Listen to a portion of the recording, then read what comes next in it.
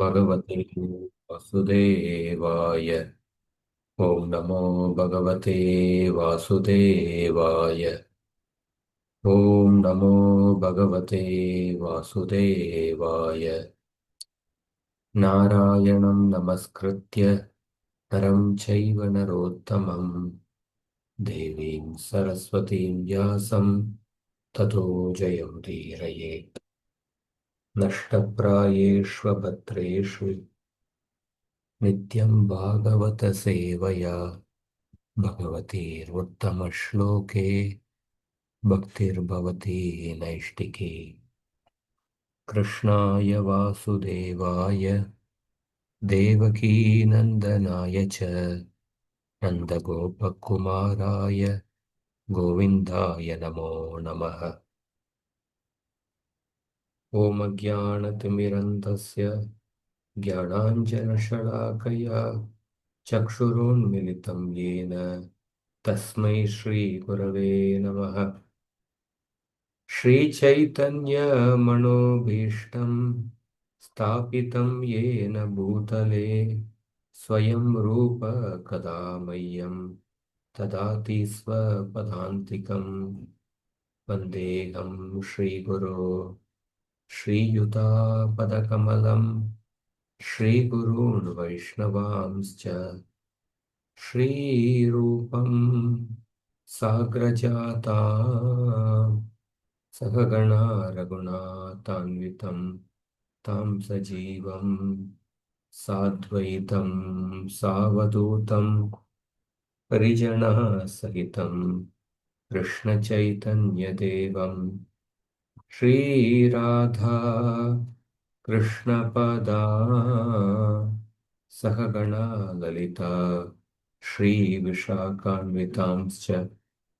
हे कृष्ण करुणा सिन्धु दीनबन्धो जगत्पते गोपेश गोपिकान्त राधाकान्त नमोऽस्तु ते।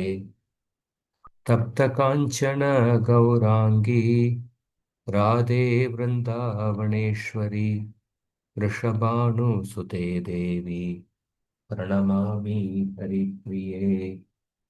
वाञ्छाकल्पतरुभ्यश्च कृपा सिन्धुभ्य एव च पतितानां पावनेभ्यो वैष्णवेभ्यो नमो नमः। जय श्री कृष्ण चैतन्य प्रभु नित्यानंद श्री अद्वैत गदाधर श्रीवासादि गौर भक्तवृंद। हरे Krishna Krishna Krishna Hare Hare Hare Ram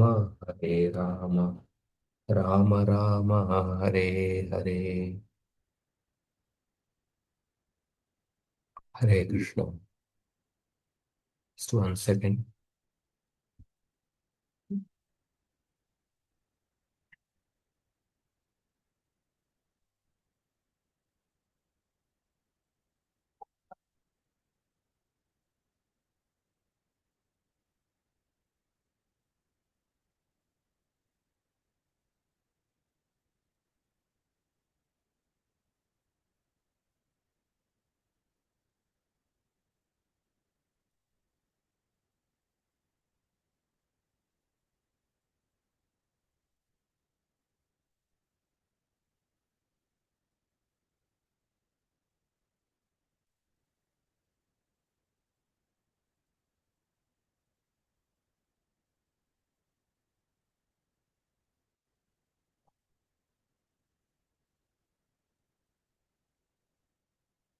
Begin the 84th anuccheda.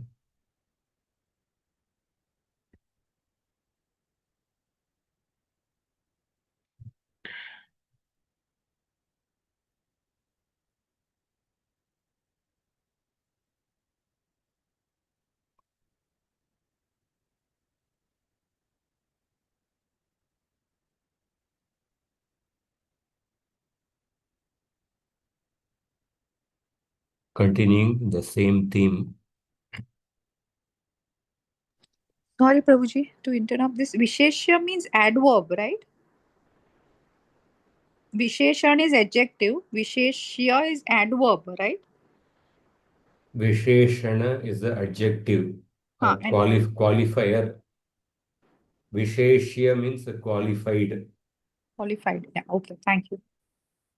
When we say Neela Kamala, blue lotus, blue is the Visheshana or qualifier. Lotus is the Visheshya or the qualified.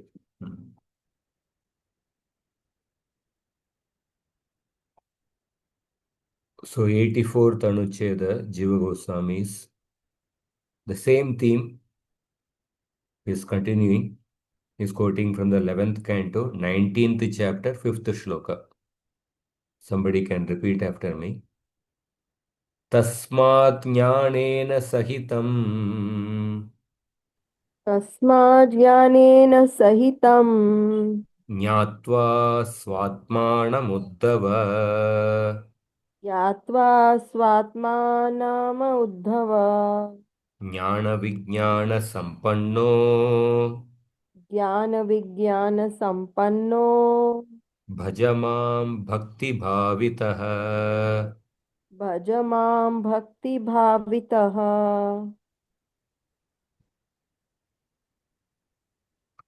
तस्मात् तस्मात् ज्ञानेन सहितं ज्ञात्वा स्वात्मानमुद्धव ज्ञानविज्ञानसम्पन्नो भज मां भक्तिभावितः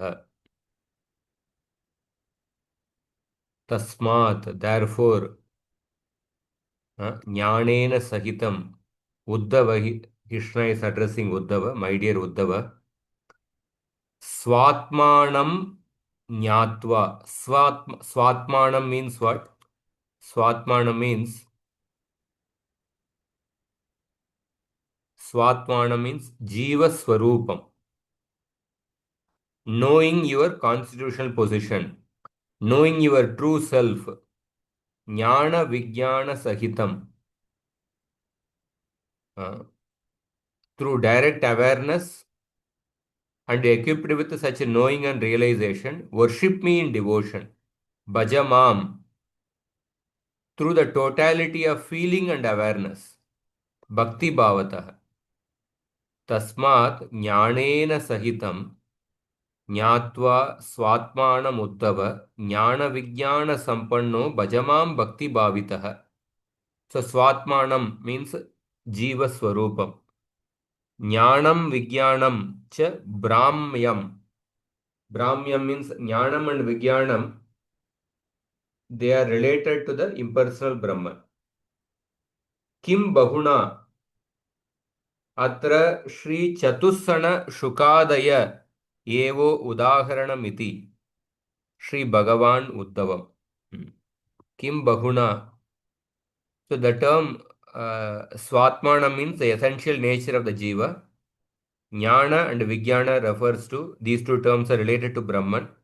Kim Bahuna means what more can be said. In this regard, persons like the four Kumaras and Sri Shukadeva are befitting examples. See, in this shloka, Jnana and Vijnana, these two are terms related to Brahman. Swatmanam Jnatva means knowing the position of the Atma, knowing your true self. Swatmana means Jiva Swarupam. Knowing your true self, Jnanena Sahitam, through the direct awareness, and Jnana Vijnana Sampanno, and equipped with Jnana and Vijnana related to Brahman. That means equipped with the Brahman realization. Then Bhajamam Bhakti Bhavatah, worship me in devotion with a total feeling. So what does it show? That means Bhakti is a post-liberated condition after Brahman realization. Because Jnana Vijnana Sampanno means equipped with such knowing and realization. That means equipped with the Brahman realization. Then, after that, generally the impersonalists think that Brahman realization is the ultimate thing. That is the ultimate realization. But here we see that equipped with Jnana and Vijnana are related to Brahman. Jnana and Vijnana related to Brahman. You perform bhakti to me. That means bhakti to Bhagavan is something higher than the Brahman realization. That is what is shown here. So Uddhava is advising Krishna. Krishna is advising Uddhava to transcend Brahma Jnana. So here Krishna is implying that devotional service is the subsequent and the more comprehensive praxis subsuming Brahmajnana within its fold. So Krishna explains that the jnani should leave aside their jnana sadhana. So jnana sadhana is used as a springboard rather into the total feeling and awareness of devotion. So jnana is not the final destination. Through the jnana marga, when a person realizes the Brahman, that is not the final goal. So jnana marga is a means to become free from material attachment. But after getting free from material attachment, one should give up that jnana sadhana. That is what Krishna says in the shloka. Yo vidya shruta sampanna atmavan nanumanikah maya matram idam jnatva jnanam cha mayi sanyaset. Jnanam cha mayi sanyaset. What is the meaning of the shloka? This shloka is the first verse in that chapter. A person who has imbibed the truth of the scripture, who has realized the self, and whose wisdom is not based merely upon inference, should offer that wisdom to me, knowing well that this world is a manifestation of Maya. So, jnanam cha mayi sanyaset. He should actually offer that wisdom to me, or one should give up that jnana sadhana after realizing the self. So Sridhar Swami says that this relinquishment of the jnana sadhana is called as Vidvat Sannyasa. Krishna in the shloka recommends giving up the sadhana of the jnana marga after a certain stage. But Krishna never recommends giving up the bhakti sadhana. Rajavidya Rajagokyam Pavitram Idamuttamam Pratyaksha Vagamam Dharmyam Susukam Kartum Avyayam. Kartum Avyayam. Avyayam means bhakti is an eternal process. So jnana is a sword. It's like with which one can cut the snake of illusion. But after killing the snake of illusion, one should discard that sword also. And then one should simply focus on performing bhakti to Bhagavan, which is like a mother. So the killing of the snake does not nourish one. But killing of the snake it simply enables the possibility of nourishment. Nourishment happens through Bhakti Yoga. Therefore, Krishna says in the Gita, Yavanartha udapane sarvata samplutodake tavan sarveshu vedeshu brahmanasya vijanatah. All the purposes served by the knowledge of the Vedas are necessarily attained by a realized devotee, just as all purposes served by the small reservoirs of water are assuredly served by a vast lake. Previously, in the villages, different wells would be there for different purposes. One for taking bath, one for getting drinking water, and for washing clothes, etc. But if there is a huge reservoir of water, then all those activities can be performed in the same reservoir of water. Similarly, all the purposes served by the different sections of the knowledge of the Vedas, they can be attained by a realized devotee.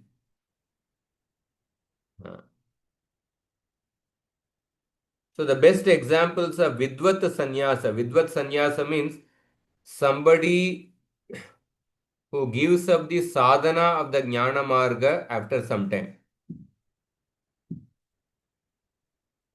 He uses the Jnana Marga to destroy the snake of illusion. And after that, he gives up Jnana Marga. The example is Shukdev Goswami in Kumaras. Because they set aside the Jnana Marga and they took to devotion.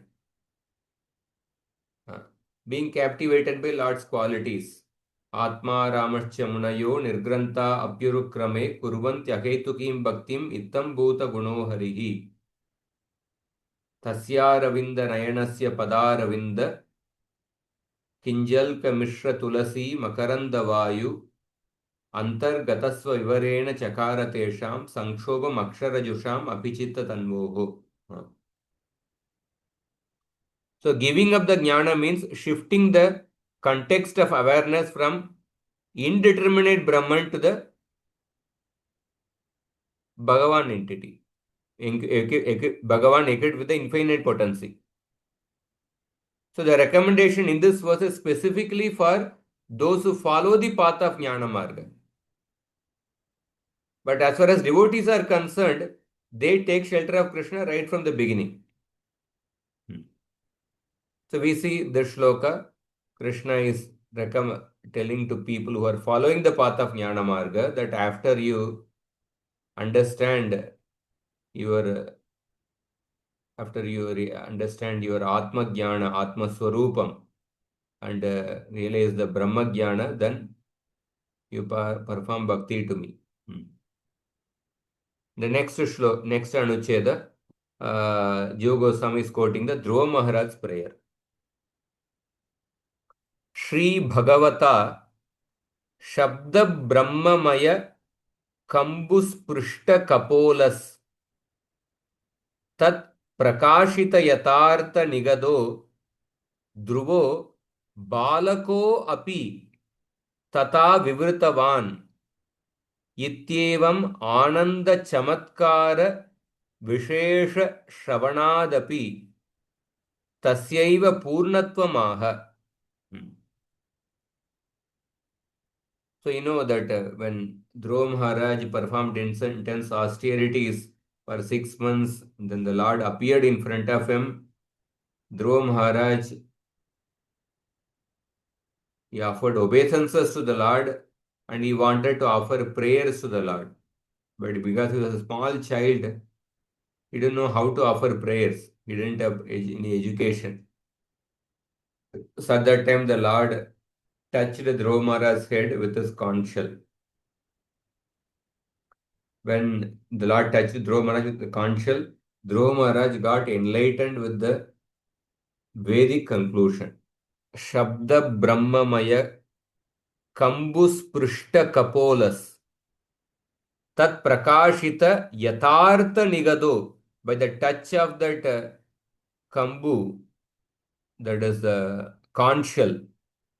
What kind of conch shell? Shabda Brahmamaya.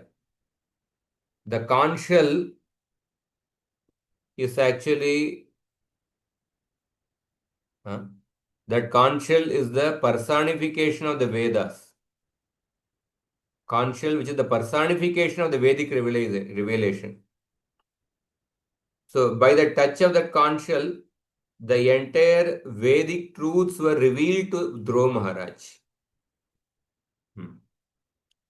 So Dhruva, although he was a small child. So then Ityevam Ananda Chamatkara Vishesha Shravanadapi Tasyaiva Purnatvamaha.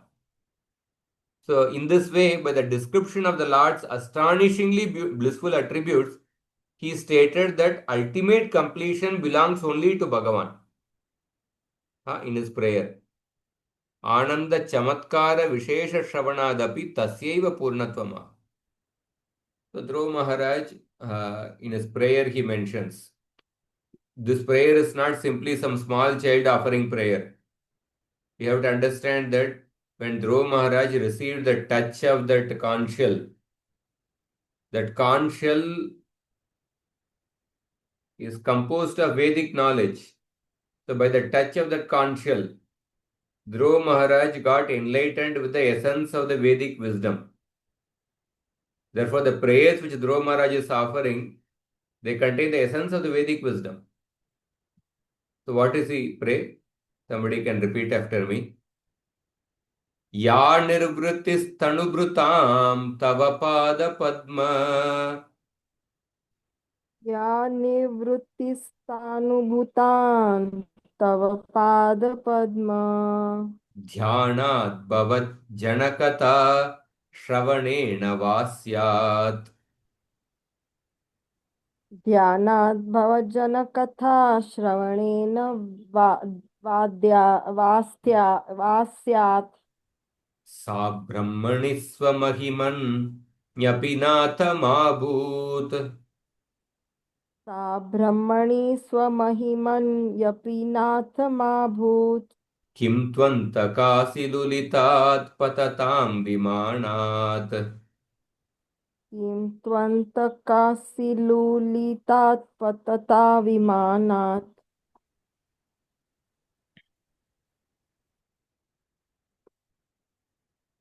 So we see Dhruva Maharaj says that the bliss relished by Ya Nirvritis Tanubrutam. Tanubrutam means embodied living entities. Ya Nirvriti means the bliss. Ya Nirvritis Tanubrutam Tava Pada Padma. Tava Pada Padma. Dhyanad Bhavat Janakata Shravanena Vasya. Bhavat Jana. That means Bhavat Jana means the devotees. Bhavat Janakata means the katha of your devotees, stories of your devotees. Dhyanena, by meditation. The bliss relished by the embodied beings through meditation on your lotus feet by hearing the stories of your devotees. Dhruva Maharaj is not even saying that stories of Krishna.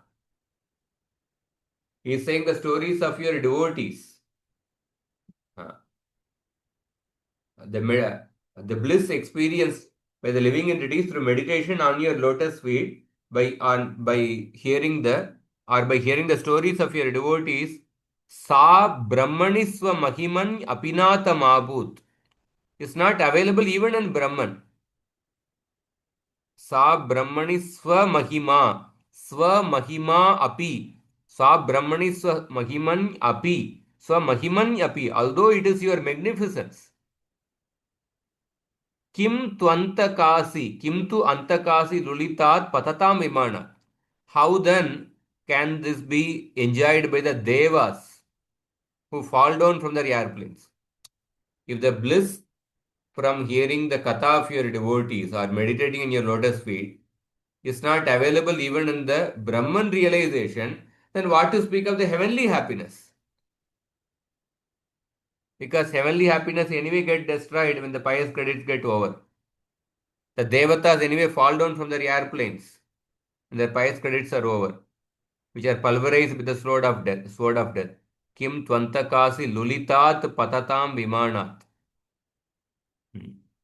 So in this shloka, Swamahimani Asadharana Mahatmye api Mabhut na bhavati ityartah. Antakasihi ityukte kalah. Dhruvaha Shri Dhuva Priyam. So, Swamahimani means in your own magnificence. Mabhut, even in your extraordinary glory. That means bliss from hearing about your devotees or meditating in your lotus feet is not available even in your impersonal Brahman realization. Ma bhoot means simply means is not available. Antakasi, the sword of time. Na bhavati ityartha. So, Dromara. So, in this verse, so that a conch shell appeared like a touchstone, and Dhruva began to recite prayers. So Dhruva compares the bliss of devotional service with Brahmananda and says the bliss of devotional service is much superior. So Swa Mahima here refers to Brahman because there is a when Matsya Avatar told King Satyavrata, he told in a shloka that Matsya Avatar told that my Mahima is called Parabrahman. So these prayers by Dhruva represent the Vedic conclusion. They are not his own mental concoction or hearsay. He is not merely repeating something he has heard from somewhere, nor is he speaking in this way just to flatter the Lord. Otherwise, Maitreya would not have said that he wanted to glorify the Lord but could not do so. Dhruva received knowledge by contacting the large cons, which represents Vedic knowledge. Dhruva said that even hearing the activities of the Lord's devotees is much superior to Brahmananda. This is because in Brahmananda there is no positive bliss from engaging in service. There is only a feeling of bliss due to the cessation of material miseries. Any amount of ciphers cannot compare it to the numeral one. I don't know what is the ciphers. Any amount of ciphers, okay, zeros, any amount of zeros cannot compare it to the numeral one. Therefore, Brahmananda is no match for the bliss derived from Bhagavan realization. So, this is the Dhromara's prayer. Next, Paramasiddhi Rupat Brahmani Layadapi Tad Bhajanasya Gariyastvena Tasyaiva Gariyastvam Upadishati. This is from Kapila Dev's teaching to Devahuti. Animitta Bhagavati Bhakti Siddher Gariyasi. Paramasiddhi Rupat Brahmani Layadapi Tad Bhajanasya Gariyastvena. So Kapila they indicate the superiority of Bhagavan over Brahman by stating that the Lord's devotional service is superior to the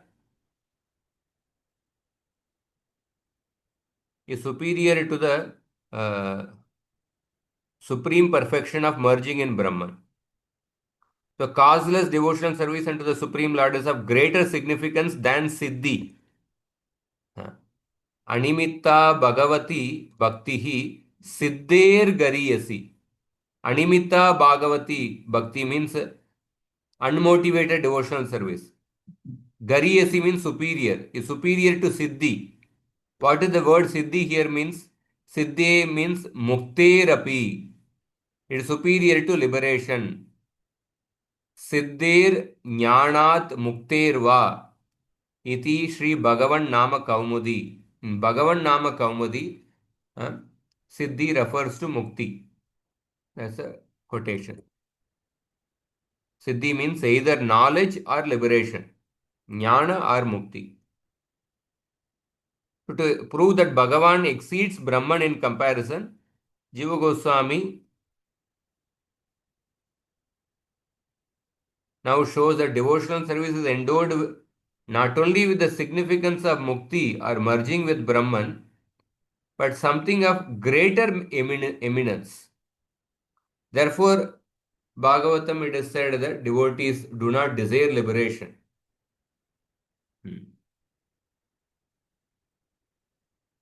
Na parameshtyam, na mahendra dishnyam, na sarvabhaumam, na rasadipatyam, na yoga siddhir apunar bhavam va, mai arpitat mechyati mad vinanyat. Na yoga siddhir apunar bhavam va. I do not desire liberation or the mystic siddhis. Na parameshtyam. My devotees do not desire uh, post of Brahma, Indra, or mastery over the earth, or the mystic siddhis, or liberation from this one. And even it is explained by Lord Shiva, Muktanam api siddhanam Vasudeva Parayana Sudurlabha Prashantatma Kotishvapi Mahamuni. No, not that shloka. It's basically Narayana Paras Sarve Na Kutaschana Bibyati Swarga Apavarga Narakeshu Apitulyartha Darshanaha.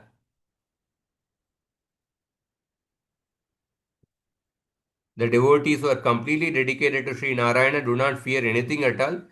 They regard all circumstances equal. Promotion to heaven, liberation from material existence, or dwelling in hell. Hmm. So, from one point of view, hell is superior to liberation because in hell one can maintain his identity as an integrated conscious part, uh, distinct from the Lord, and he can offer. There is a possibility of rendering devotional service in hell.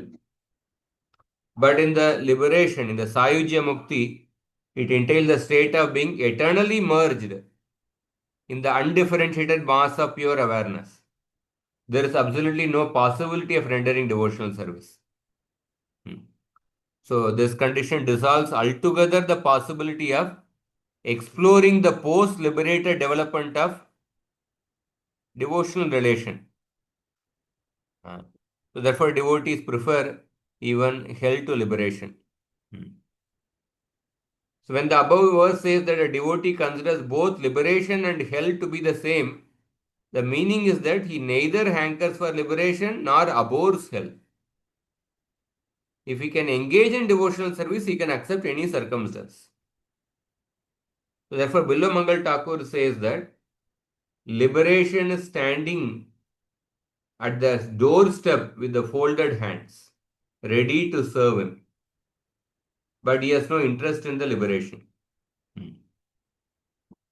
Oh Bhagavan, if ever my devotion for you, can somebody read this? Oh Bhagavan.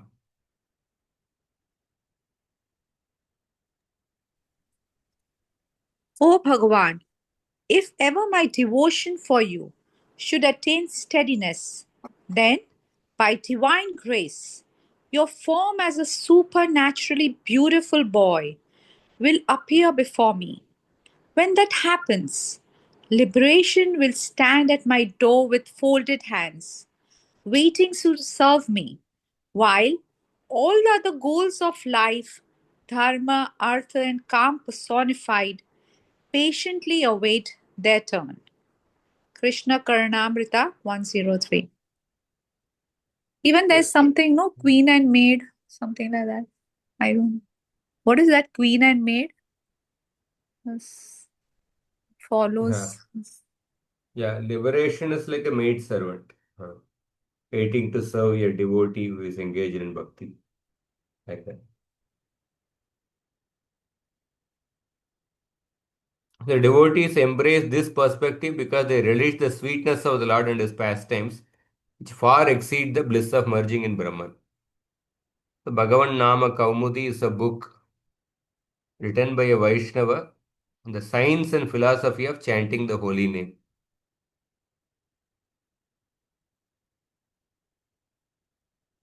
So, causeless devotional service is of greater significance than Brahma Jnana.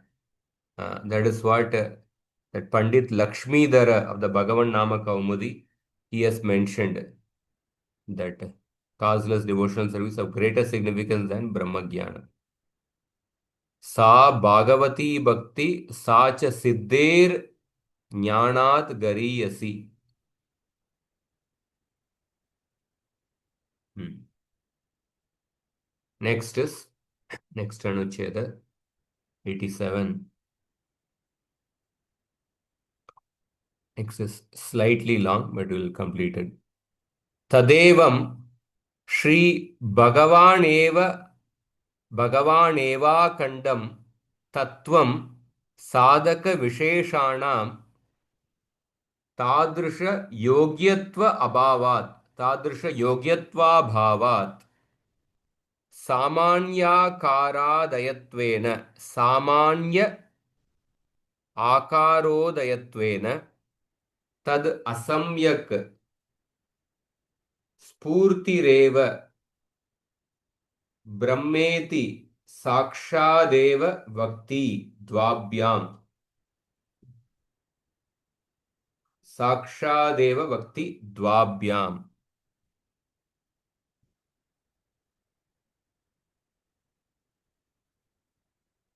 साक्षादेव वक्ति द्वाभ्याम्.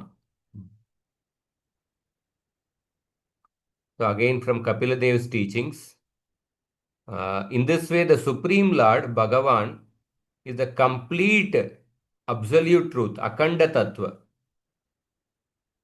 But for some practitioners who are ineligible to realize him fully, he manifests in a generic way, and that incomplete vision is called Brahman. Sri Bhagavan eva Akhandam Tattvam is the complete reality. But Sadhaka Visheshanam Tadrisha Yogyatva Abhavat. So there are some sadhakas who don't have the eligibility to realize the complete Akhanda Bhagavat Tattvam. So for them, Samanya Akaro Dayatvena. For them, the Bhagavan appears in a generic way. Tad Asamyak Spurti Reva. That incomplete realization is called as Brahma. That incomplete vision is called Brahma. So Kapila Dev explained this in 2 shlokas. So somebody can repeat. This is 3rd canto, 32nd chapter, 32 and 33. Jnanayogascha mannishtho ज्ञानयोगश्च मन्निष्ठो नैर्गुण्यो भक्ति लक्षणः नैर्गुण्यो भक्तिलक्षणः द्वयोरप्येक एवार्थो द्वयोरप्येक एवार्थो भगवत् शब्द लक्षणः भगवच्छब्दलक्षणः यतेन्द्रियै पृथग्द्वारैर् यतेन्द्रियै पृथग्द्वारैर् अर्थो बहुगुणाश्रयः अर्थो बहुगुणाश्रयः एको नानेयते तद्वद् एको नानेयते तद्वद् भगवान् शास्त्रवर्त्मभिः भगवान् शास्त्रवर्त्मभिः. That pruthagra dvaraira, you took that ra also and you said it as artho, right? You said it as artho. And you took that rai ra. Ra you took along with rai, right? Yeah, because I was reciting half of that. Okay. Therefore, I recited as Yatendriyai Pratak Dwarair. Okay. If I recite completely, Yatendriyai Pratak Dwarair Arto Bahuguna Shrayah. Yeah, it's a continuous recitation. Yatendriyai Pratak Matra is not Dwarair there, no? Arto Bahuguna Shrayah. Eko Naneyate Tadvad Bhagavan Shastravartmabhihi. Prabhuji, just a question. If we don't have your support and if we read it, then how do we come to know that अर्थों के उधर add करना है? Because उधर लिखा नहीं है. नहीं, see, पृथक द्वारै पृथक. So when we recite one half of the shloka, we have to give a pause after 4 aksharas. Because in a particular, after 8 aksharas, yatendriyai prutak dwarair. Ra is a combination of refa and akara. So yatendriyai prutak dwarair, I complete. And then artho bahuguna because the whole line has 16 aksharas. Half the line is 8 aksharas. We have to give a pass. Pass there. It comes by Thank you for your practice. guidance, Prabhuji. Thank you so much for your guidance. It comes by practice, actually. Otherwise, we would be reading wrong only. So we see this shloka, what is the meaning? Both the Jnana Yoga, that is free from the gunas, Jnana Yogascha Mannishto Nairgunyo. Nairgunya is a Visheshana for Jnana Yoga. Nairgunya, the Jnana Yoga which is free from the gunas. And the yoga that is focused on me. That is Bhakti Lakshana. Mannishto. Mannishto means Mannishto Bhakti Lakshana. Both the Jnana Yoga that is free from the gunas and the yoga that is focused on me and characterized by devotion, Bhakti Lakshana, both of them have one aim only. Dvayorapi Eka Eva Artho. Both of them have only one aim. That is Bhagavat Shabda Lakshana, which is indicated by the word Bhagavan. That means both Jnana Yoga and Bhakti Yoga, both of them have the one aim, that is Bhagavan only. And then next shloka he is giving an analogy. Yatendriyai pritagdvarair artho bhagugunashrayah eko naneyate tadvat Bhagavan shastra vartmabhihi. So just like one object milk is perceived by the same object, milk is perceived by different senses. Eyes are perceiving the milk as something white. Ears are perceiving the milk as some object called milk. Tongue is perceiving the milk as something sweet. Nose is perceiving the milk as something fragrant. Our touch sensation is perceiving the milk as something cool or hot, whatever. And mind is perceiving the milk as that object which is having a white color, which is fragrant, which is sweet in taste, and which has a cooling sensation, and which is called as milk. So mind perceives all the qualities of the milk. The different senses, they perceive only some of the qualities of the milk. But the object of all these senses and the mind is milk only. Just like mind perceives the milk completely, but the milk is perceived only partially by the different senses. Similarly, by Bhakti Yoga, a person perceives Bhagavan completely.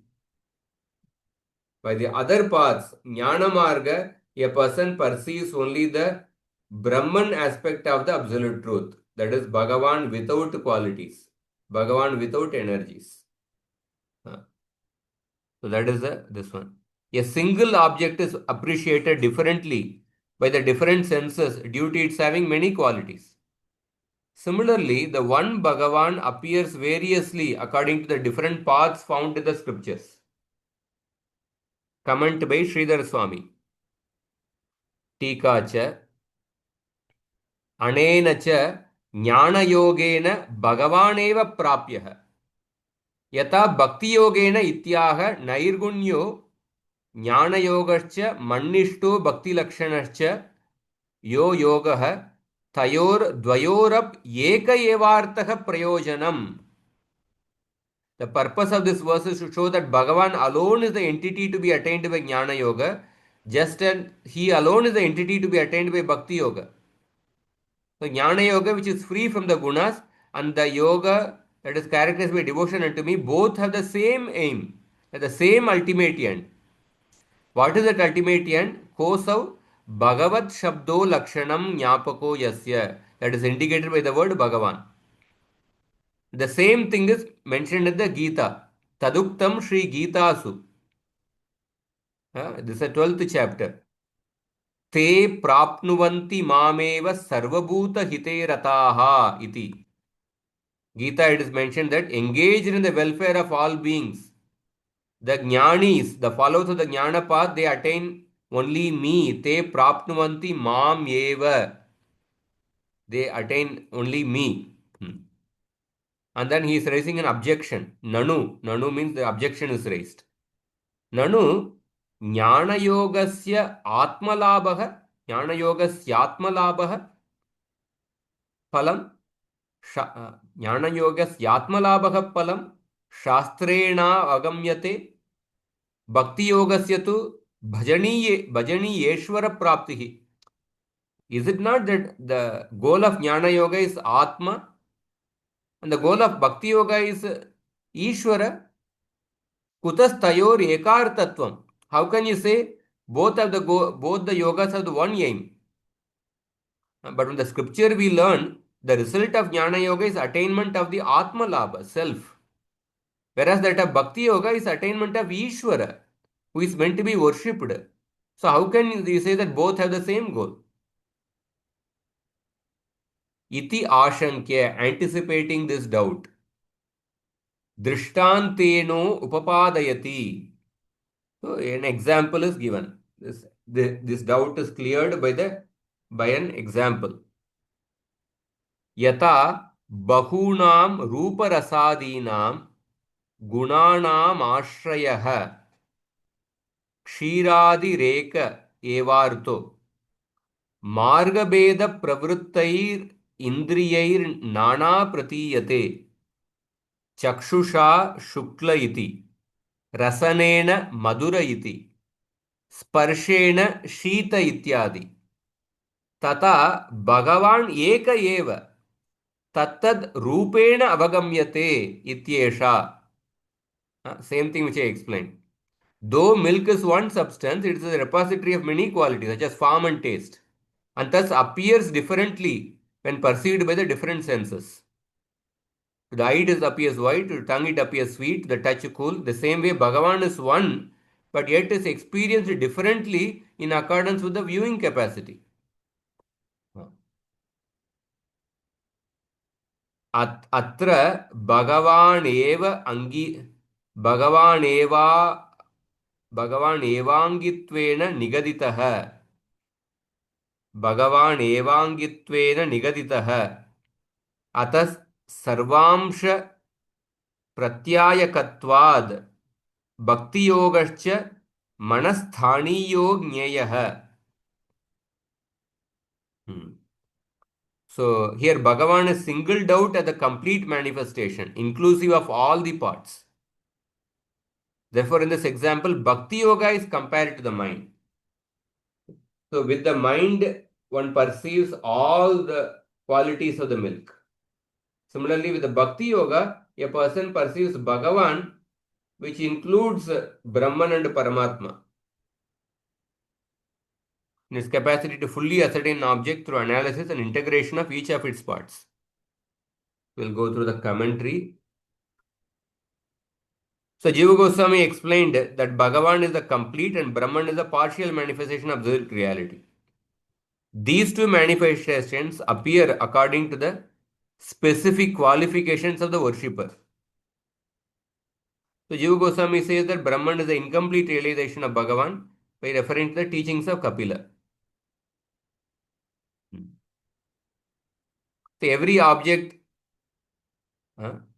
has certain characteristics which are perceived through different senses, which appears differently upon which sense perceives it.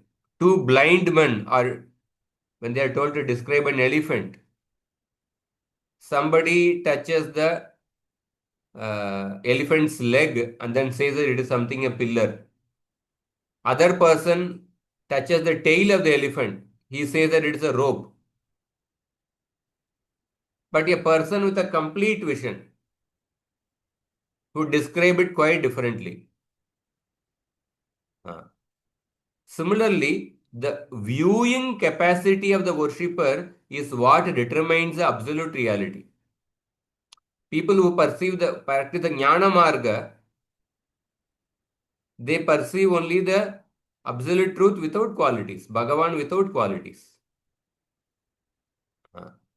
So So those who are drawn towards the indeterminate feature of absolute reality will perceive only Brahman,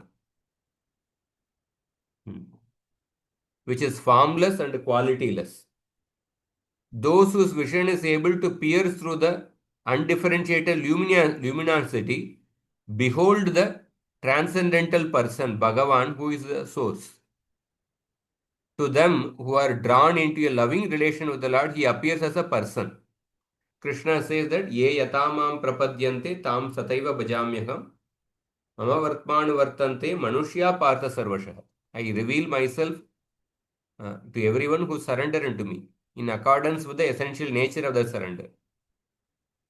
So although the Lord is supremely independent, he presents himself to his worshippers in the feature that appeals to them the most. This is also confirmed in the Laghu Bhagavatamrita.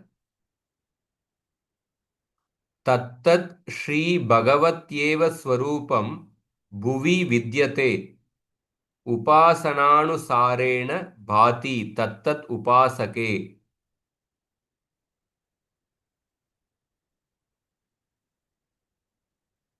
There are innumerable essential forms existing in Bhagavan. He manifests particular forms to particular worshippers in accordance with their mode of worship. He manifests particular forms to particular worshippers in accordance with their mode of worship.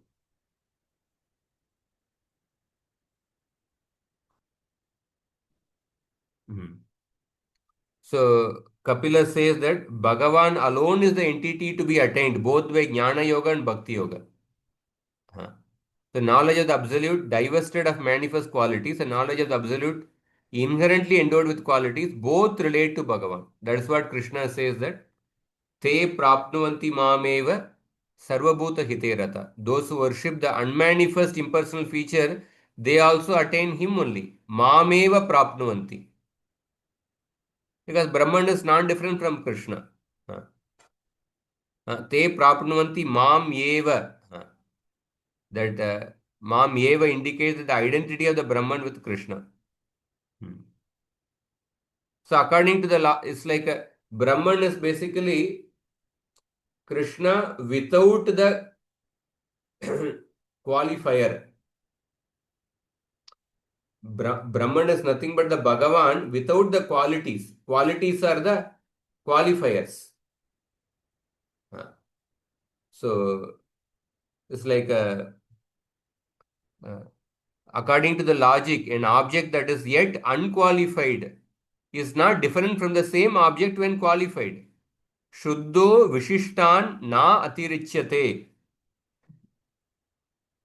A man is the same whether or not he is wearing shoes. Wearing a shoe is a qualifier. Person wearing a shoe. So that the wearing shoe, that is a qualifier, that is an adjective. But the man is same whether he is wearing a shoe or not wearing a shoe. So ordinary human beings cannot be with and without shoes simultaneously. But the omnipotent unlimited Lord can manifest different aspects to different worshippers simultaneously. He can manifest the aspect of Brahman to one worshipper. He can manifest the aspect of Bhagavan to another worshipper. So all the descriptions of Brahman are perfectly reconciled in the personal form of the Lord. So therefore, when the Brahmaji saw described the various Vishnu forms, Shukdev Goswami says that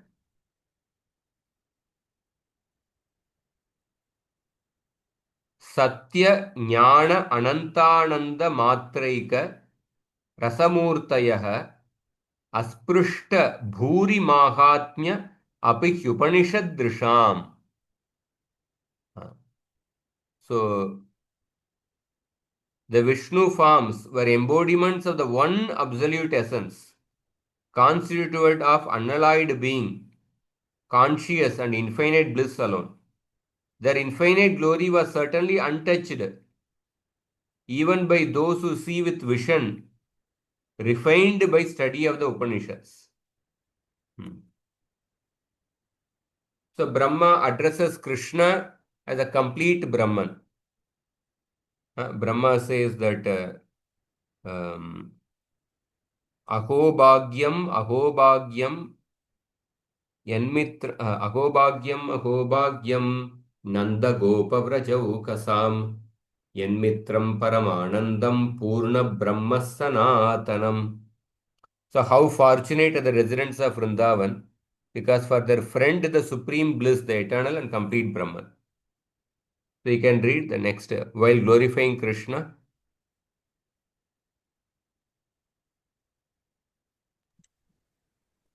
While glorifying Krishna, Mother Devaki says, the Vedas say that this form is the unmanifest, the original, the effulgence of Brahman, that's Brahma Jyoti, beyond the material qualities and without transformation.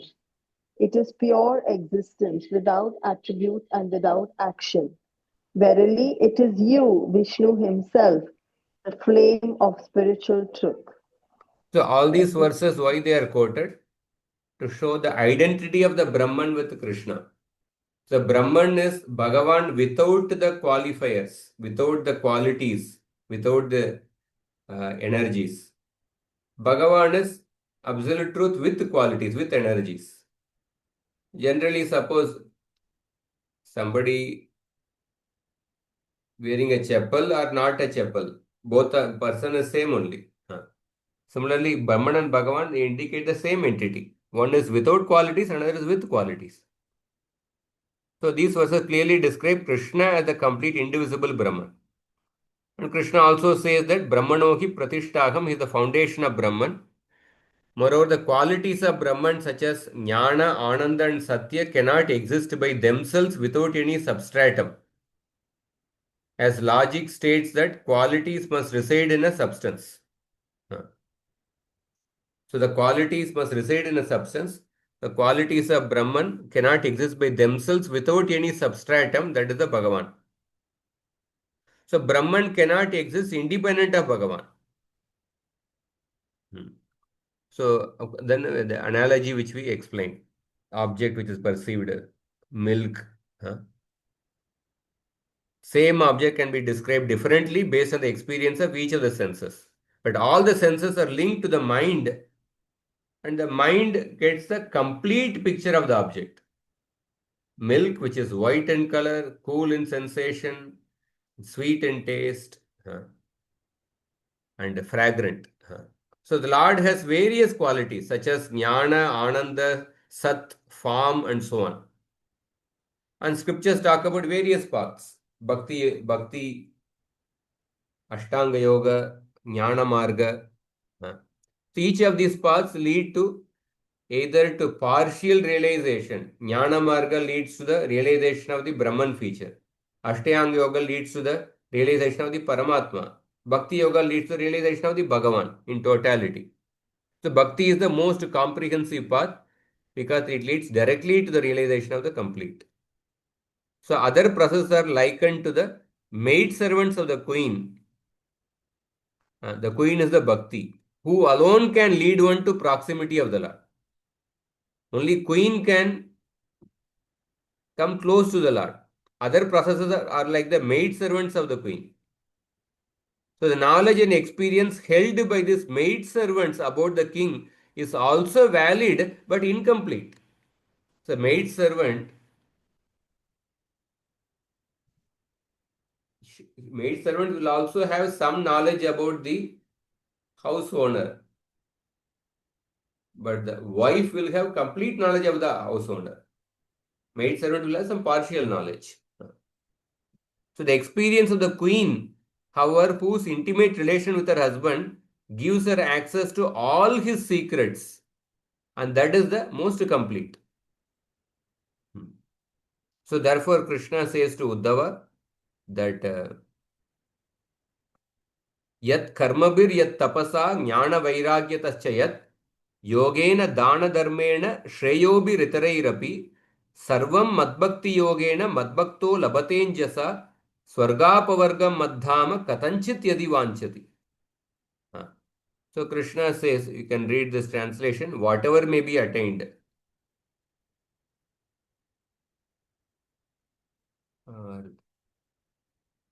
हाँ. So the Lord says, whatever may be attained by performing karma, penances, gnana, renunciation, yoga, charity, pilgrimage, vows, and so forth, is easily attained by my devotee simply by engagement in bhakti yoga to me. Although my devotee does not desire anything except me, if at any time he should somehow desire heaven, liberation, or residence in my abode, he can very easily attain them. Sri, Sri Sukadev, yeah. Shukdev Goswami Bhagavan comes to the comes. same conclusion in the second canto. The second canto, third chapter, Shukdev Goswami describes about worship of the different devatas to fulfill specific desire. But then concluding, he says that akama sarva kamo va moksha kama udaradi tivrena bhakti yogena yayate purusham param. But when a person worships Krishna, one can fulfill all desires. Sarva kama, all kinds of desires can be fulfilled simply by the worship of Krishna. So the same thing is confirmed there. So therefore, Jiva Goswami compares bhakti to the mind. No sense can deliver its perception without the help of the mind. That is also there. Like suppose with the eyes, we are seeing the milk as something white. But even to get it something white, the eyes need the help of the mind. The touch sensation perceives something as cool. That also needs the help of the mind. So similarly, that even the other processes, they need the help of Bhakti Yoga to get the result. So the mind supplies the complete picture of an object, not the individual senses. Similarly, no process is able to bring forth its result without the grace of Bhakti, and only Bhakti can bestow complete realization of the absolute reality. Therefore, Bhagavan is absolute in its feature of highest completion, whereas Brahman is the same absolute in its partial aspect. It's like suppose you are perceiving the different, we have given this example many times.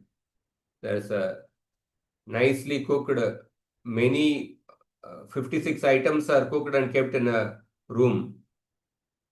So somebody goes blindfolded and he perceives only the fragrance of those objects and then comes. Second person goes with the open eyes. He is not allowed to eat. So he perceives not only the fragrance, he perceives the texture and the shape of those objects. Third person who goes and sees, smells, and also eats those objects. So he gets complete realization of those objects. So therefore, by Bhakti Yoga, a person gets complete realization of the Bhagavan. It's like three features of the God, absolute truth. Satchitananda, yes. So we covered 4 anuchedas today. Anybody has any questions? We'll discuss. Then next time we will take. Hare Krishna, Prabhu. Ah. Prabhu, we understood that the realization of Bhagavan and Brahman both are same. The approach is same and the destination is as good as same. Only the Lord reveals as per his bhava or as per his desire. He reveals that to the devotee. Now my question is, we understand that the person who reaches to Tadhamam Nivartante, that is one who reaches the Lord, he never comes back. But does it goes with the Brahman also? Because Brahman, as the soul has nothing to do, and the soul also cannot stay without doing anything. So what is the status? Does it come back to the earth for continuing for the Bhakti Yoga later? Yeah, one who attains Brahman realization, he attains Kaivalya Mukti or Sayujya Mukti, he also does not come back. Because when we see Mukti, the Mukti has 5 types. Sayujya Mukti, Salokya, Sarishti, Samipya, Sarupya Mukti. Sayujya Mukti is the also called as Kaivalya Mukti. So Mukti by definition, when a person attains Mukti, any of these five Muktis, one does not fall down. Because uh, that is the last verse of the Vedanta Sutra, which says that Anavritti Shabdat, Anavritti Shabdat. The last verse says that once a person attains liberation, one never returns to samsara. Any commentary of any sampradaya, they say that. The Prabhupada, when he talks about people can fall down, how we can justify Prabhupada is that there is a stage before attaining mukti that is called as a Jivan Mukta stage. From that stage, one can fall down if a person develops an inimical attitude towards Bhagavan. That is how we can justify Prabhupada this one. Because the usual verse which is quoted for one can fall down from Sayujya Mukti, the verse is that Yenye Aravindaksha Vimukta Maninas Tvayastabhavat Avishuddha Buddhayah Arukya Krichrena Param Padam Tata Patantyato Anadrita Yushmadangraya. In this shloka, if you have to see the word Yenye Aravindaksha Vimukta Maninaha. Vimukta Manina means those who think themselves to be liberated. Such people, because of developing an aversion towards Bhagavan, they fall down from that. So Vimukta Manina, Pandita Manin, Vimukta Manin, that means those who think themselves to be liberated, those who think themselves to be a Pandita. Ashochan Anvashojastam Prajna Vadam Cha Pandisha. So Manin Pratyaya means those who think themselves to be like that. So such people, that means those who think themselves to be liberated, who are not actually liberated, they fall down because of the aversion towards the lotus feet of the Lord. Okay. Yeah, yes, Prabhu. Thank you, Prabhu.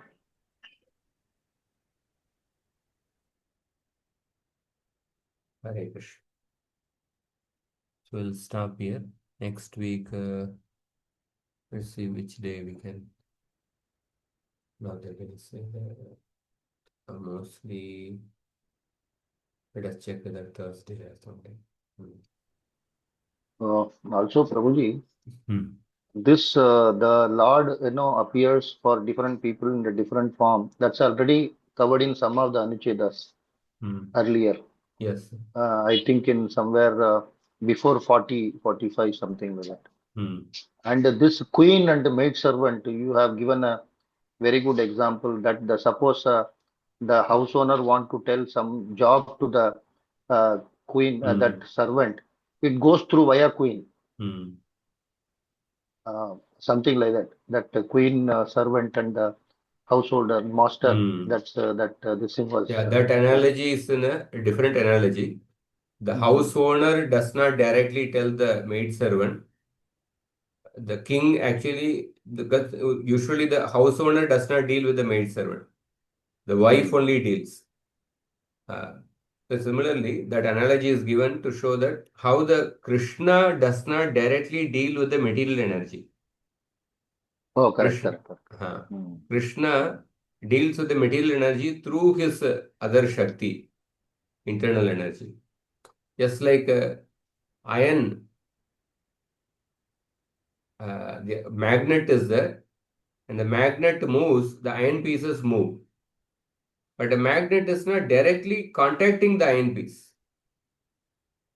but it is only controlling the iron piece. Similarly, or another example is that this house owner is not directly speaking to the maid servant, but he is only controlling the maid servant, but through the wife. The magnet is only moving the iron pieces, not by directly in contact with the iron, but through its magnetic power, other magnetic power. Similarly, Krishna is not directly in touch with the material energy, and he controls the material energy through his queen, through his internal energy. Yes, Prabhu. Thank you, Prabhu. Right. Actually, I am working from first anuccheda onwards. I have completed almost 45, 47 now. Oh, acha. 47.3. Okay. Daily one anuccheda I am doing it. But Excellent, excellent.